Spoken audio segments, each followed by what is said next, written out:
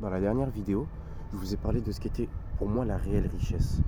Et que la richesse reposait plus dans l'expérience et dans tout ce qui va vous permettre d'atteindre vos futurs objectifs sur le long terme que, par exemple, les chiffres que vous avez dans votre compte en banque. Et j'aimerais dans cette vidéo essayer d'étoffer et d'expliquer un peu plus ce que j'entends par expérience. Pour moi, l'expérience, c'est la réponse à un problème que vous avez trouvé et qui vous permet donc d'avancer. Pour vous donner un exemple, imaginons que vous soyez en train de réviser pour un contrôle, par exemple un contrôle de physique.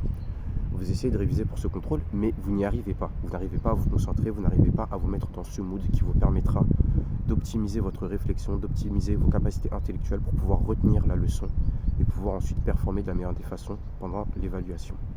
Eh bien, pour moi, l'expérience, ça va être la capacité à trouver une réponse à ce problème, comment faire pour pouvoir réviser dans les meilleures conditions.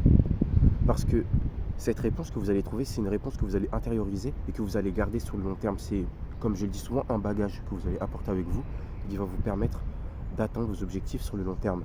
L'expérience, c'est la réponse à un problème. Vous apportez cette réponse avec vous et vous allez vers vos objectifs. L'expérience, c'est essentiel tout simplement parce que, comme je l'ai dit dans plusieurs de mes anciennes vidéos, un problème n'en est un que lorsque vous le considérez comme tel. Ce qui veut dire que lorsque vous considérez un problème comme un problème, il en devient un. Mais si vous le voyez comme quelque chose de tout simplement insignifiant, que vous vous dites, c'est simple, je vais juste trouver une solution, je vais le régler et je vais continuer d'avancer, eh bien, ça deviendra quelque chose de bénéfique pour vous. Ça deviendra quelque chose qui vous permettra de vous approcher de vos objectifs. Et ça, c'est quelque chose d'essentiel. Vous devez toujours garder un mindset positif. Vous devez toujours vous dire que vous pouvez trouver la solution.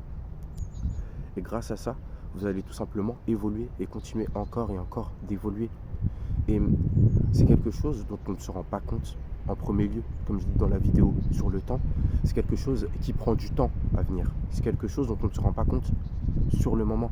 Mais vous allez vous rendre compte après beaucoup de temps, certes, potentiellement oui, mais vous allez vous rendre compte après avoir passé ce temps-là que tous ces efforts ont payé, que toutes ces choses-là que vous faites, que vous faisiez avant, donc par exemple le fait d'avoir votre téléphone à côté de vous quand vous révisiez, ou par exemple le fait, je ne sais pas moi, de garder la porte ouverte et donc potentiellement d'entendre les bruits d'autres personnes dans la maison qui faisaient d'autres activités.